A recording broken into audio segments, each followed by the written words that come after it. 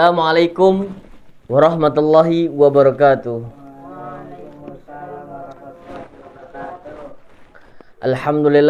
Alhamdulillahirabbil alamin wa bihi nasta'inu ala umurid dunya waddin wassalatu wassalamu ala asrafil anbiya'i wal mursalin wa ala alihi wa ashabihi ajma'in, amma ba'du. Yang saya hormati dosen pengapu mata kuliah Public Speaking dan Retorika, yakni beliau Bapak Aan Muhammad Burhanuddin, MA. Yang saya hormati juga teman-teman KPI kelas 3D. Tak lupa juga kita panjatkan puja dan puji syukur atas kehadirat Allah Subhanahu wa taala yang mana telah memberikan kita nikmat iman, nikmat Islam serta sehat walafiat sehingga kita dapat berkumpul di majelis yang insya Allah diberkahi oleh Allah ini. Amin amin ya rabbal alamin. Salawat besertakan salam semoga tercurahkan pula kepada baginda alam Habibana wa Nabiyana Muhammad sallallahu alaihi wasallam. Semoga tercurahkan pula kepada para sahabatnya, kepada keluarganya, dan kepada kita selaku umatnya. Amin amin ya rabbal alamin. Baik, sebelumnya perkenalkan, nama saya Muhammad Rishad Paki. Saya jurusan KPI kelas 3D, yang mana saya membuat video ini yaitu untuk mengerjakan tugas sebelum UAS saya. Tugas ini adalah membuat video ceramah di berbagai tempat. Mumpung karena saya ini sedang berada di pesantren, maka saya berkesempatan untuk memberikan sedikit ilmu kepada teman-teman saya yang ada di depan. Bagaimana teman-teman, siap untuk menerima saran dari saya? Siap, alhamdulillah. Teman-teman saya sudah siap.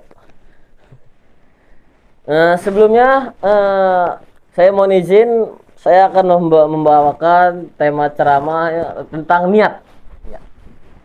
Niat yang kita tahu, niat itu harus dibarengkan dengan pekerjaan. Ya kan, di sininya ada yaitu an-niyatu qasdu syai'in muqtarinan bi fi'lihi wa mahalluha qalbu. Ya. Niat adalah menyengaja sesuatu yang dibarengi dengan mengerjakan, dan tempat niat itu adanya di dalam hati. Lalu jika kita niat, ya, kita udah punya niat tapi kita itu enggak dalam hati, ya percuma aja gitu. Ya, sama kayak kita itu melakukan sholat, kita melaksanakan sholat, ya kita melaksanakan zakat, kita melaksanakan puasa, tapi kita itu nggak niat, ya percuma gitu, ya kan? Karena adanya seterusnya, maksudnya kayak kita itu mau melakukan apa setelah ini, pasti ada niat dulu, ya enggak?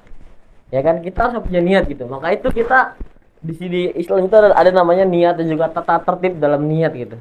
Ya, yang namanya niat itu harus dibarengi dengan pekerjaannya. Lalu adanya apa? Niat itu ada di dalam hati. Ya, lalu yang sering kita dengar, ya, bahwasanya niat salat itu ada di dalam hati. Tapi yang sering kita lakukan, niat itu ada di dalam ucapan, ya enggak?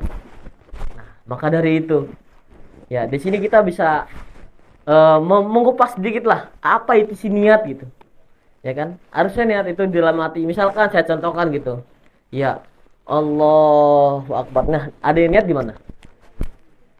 Nah, lalu kita baca niat pas lagi baca Allahu Akbar apa sebelum baca Allahu Akbar? Nah, pas baca Allahu Akbar. Maka dari itu, makanya kita itu kadang susah gitu untuk begitu tuh, ya. Cuman ya karena kalau begitu itu kan kudu adanya kebiasaan, ya enggak sih? Ya kita itu bukan nabi boy gitu, ya kan ya.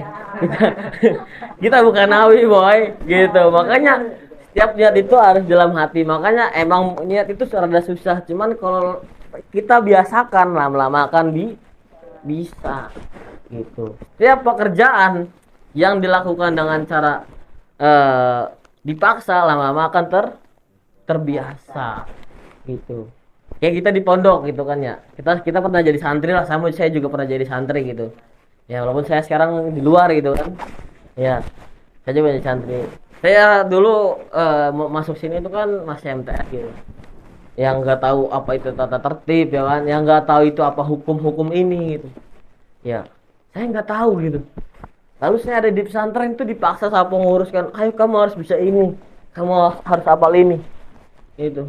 Ya percuma kalau kita niat mondok itu cuman hanya untuk main-main di sini, gitu ya kan? Ya kita mondok juga nih, kita pesantren gitu ya. Kita pesantren, kita punya niat gitu.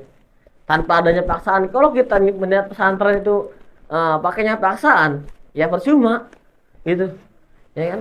Maka dari itu niatnya juga harus ada gitu, ya.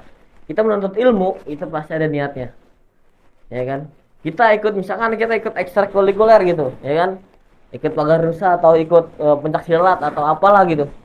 Ya percuma kalau kita ikut itu tapi ada tanpa adanya niat ya percuma gitu.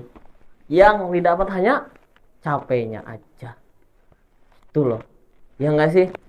Ya ini kadang-kadang yang sering kita lupakan gitu. Ya kan? Yang sering kita lupakan bahwasannya setiap pekerjaan yang akan kita lakukan tanpa adanya niat ya percuma aja. Itu. Apalagi yang namanya pencak silat gitu. Ya itu pasti ada niat dalam hati bisa ini pengen bisa bela diri gitu. Ya kan? Tapi kalau orang yang niatnya awalnya aja udah jelek, pasti kesannya akan jelek gitu. Ya sama di pondok gitu. Saya pernah mau menangani beberapa kasus terkait santri gitu.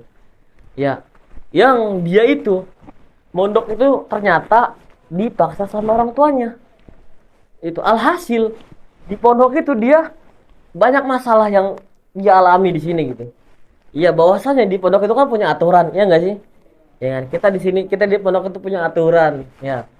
Ya, aturan itu harus Hah? Dilanggar, harus taati. Ya, adanya aturan itu harus taati. Ya, jangan kayak ada orang-orang sekarang dia bikin tulisan adanya aturan adalah untuk dilanggar gitu. Jangan salah seperti itu. Ya, setiap aturan itu pasti udah ada namanya kajian dulu. Kita dikaji dulu nih. Ya kan kaji apa? Aturan ini tuh efeknya kemana gitu, ya. Apakah bisa efeknya itu mempengaruhi anak tersebut atau enggak gitu. Percuma kalau kita bikin aturan tapi kita tidak melihat jangka panjang ya percuma. Iya enggak sih? Maka dari itu, ya. Semua itu adalah tergantung dengan niat. Tanpa adanya niat, kita nggak bakal jadi apa-apa. Seperti itu, teman-teman. Nah, sekarang saya mau tanya kepada teman-teman. Teman-teman mondok itu terpaksa atau keinginan sendiri seperti itu? Serius? Serius? Serius. Nah, maka dari itu, ya kan masuk pondok itu udah bukan dengan biaya sedikit. Ya kan? Bukan dengan biaya sedikit, bukan hanya dengan dari rumah ke pondok itu cuma nganterin doang, enggak gitu. Di pondok juga ada bayaran. Kita biaya masuk ada, ya kan, biaya lemari, biaya kasur, uang makan per bulan, belum uang jajan kalian gitu, ya. Maka dari itu jangan sia-siakan kita yang ada di pondok ini gitu, ya kan. Ya walaupun sekarang mau perpulangan gitu kan, ya jangan sampai dengan adanya perpulangan ini membakar semangat yang dulunya kita itu pengen ngaji, gara-gara ada perpulangan jadi males loyo gitu, ya.